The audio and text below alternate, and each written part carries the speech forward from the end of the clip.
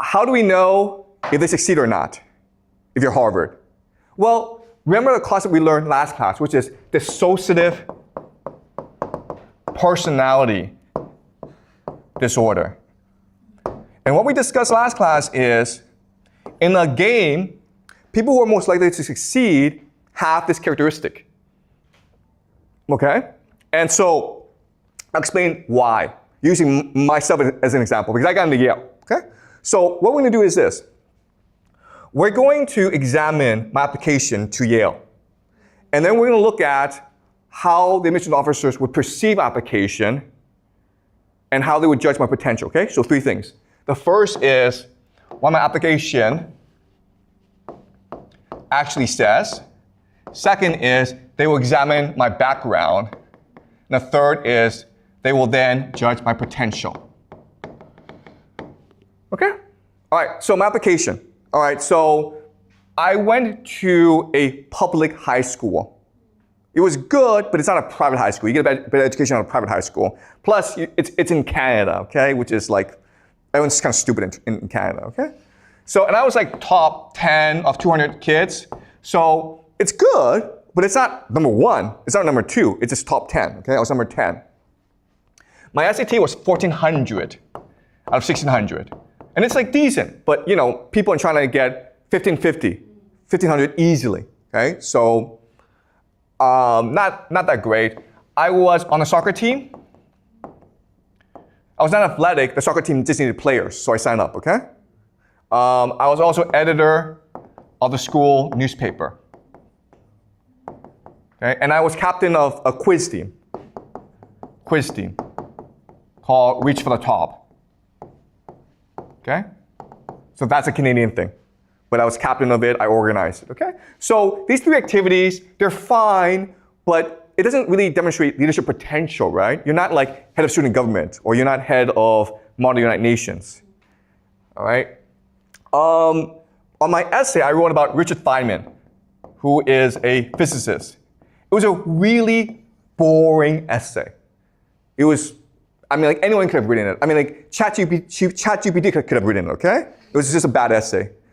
My teachers, I mean, they liked me, but they really didn't like me because I seemed aggressive to them. You know, I wanted grades too much. So the word they used is ambitious. They thought I was ambitious. Ambitious is a dirty word in Canada. It means you don't play by the rules. It means you're too aggressive. It means you're too pushy, okay? All right, so this is my application to Yale. As you can see, it is a decent, but not a stellar application. So how did I get in?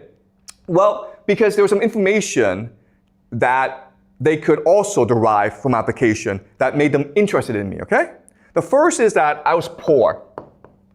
So I couldn't even afford the application fee. I had to apply for a waiver for my application, for my application, okay? So I was poor because I was an immigrant. So I was born in China in 1976, and my family went over when I was in 1983 when I was like 6, okay? So I was a poor immigrant in Canada. I transferred high school. So I was in a poor high school, then I went to a rich high school. Okay, so basically I switched neighborhoods. My family lived in a poor neighborhood, and then I applied to go to a rich high school in a different neighborhood. So I had to take the subway there every day, and I spent like half an hour on the subway. And guess what, guys? Canadians don't like that, okay? Canadians want you to stay where you are, and that's it. So when I told my high school principal that I was going to transfer high schools, he got very upset. And he said that I'm going to write a discipline letter, okay, a discipline letter, and it's a very serious thing. And I'm going to put it in your folder so that when you apply to university, they will know that you were suspended from the school. And like that's basically like a really bad thing, okay? I got this discipline letter, and when I went to the rich high school, I had no friends. Why? Because they didn't like me. Because they don't like it when someone new comes in. Okay, I didn't know their culture. I'm sort of like ambitious, and I was grade grubbing.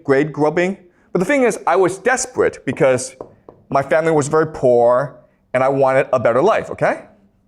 Okay? So, again, they know all this, okay? They know I'm an average student and they know that I'm pushy and ambitious. And that's why Yale let me in. Because it's clear from this information that I had dissociative personality disorder. Okay? What does that mean? It means, first of all, I'm desperate. Okay? Desperate means like, if I don't get into Yale, I'll probably kill myself. I mean, if I didn't get into Yale, I would drown. I couldn't breathe. It was a life or death issue for me. They can see the desperation. They want that, okay? Second thing is, I was insecure, okay? If you're an insecure person, it means you're not happy with who you are. It means there's a void in your heart. And therefore, the way to fill the insecurity is through achievement, okay? So, if I made $1 million, I wouldn't be happy. I would need to go make $2 million. If I made $10 million, I would see people around me who had $100 million. And I would be like, I need to go make $1 billion, okay? So an insecure person sees the world as a competition. And you're always achieving, okay? And that's how you succeed, okay? And the third thing is, I was not a moral person, okay?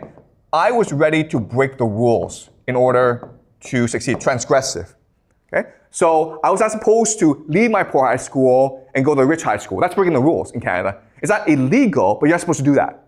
And I didn't care. The principal said I couldn't do that. I said to him, screw off. I'm still gonna do it.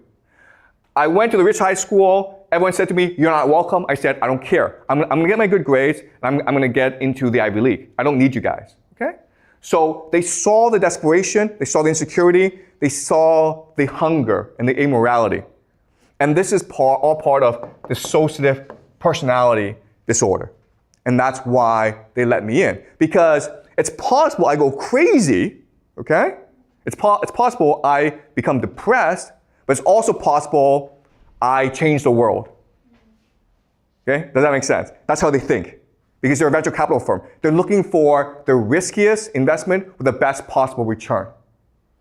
They're looking for people who can become president of the United States, who can change the world, who can make a name for themselves. Because if they do that, that makes Yale look good. So you remember the name, okay? It's all about brand name recognition. Okay? Does that make sense? All right.